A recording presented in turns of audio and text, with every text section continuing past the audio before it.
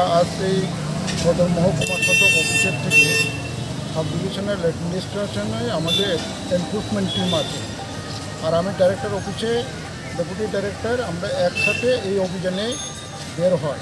এটা মহারাজগঞ্জ বাজার।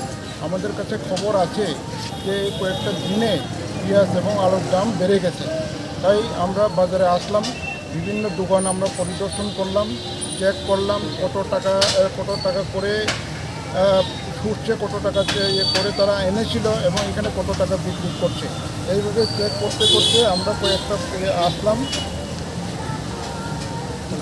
এখানে যে হুলসেলার আছে রামপ্রসাদ ভুইয়া, তার দোকানে আমরা যাই। তার দোকানে যাওয়ার পরে আমরা যখন চেক করতে গেলাম, দেখলাম তার কাছে কোনো কাগজপত্র নেই। বিশেষ করে ছুটছে যে রেটে তারা পেঁয়াজ এবং আলু এনেছিল, ওইটা ইনভয়েসগুলি আমাদেরকে দেখাচ্ছে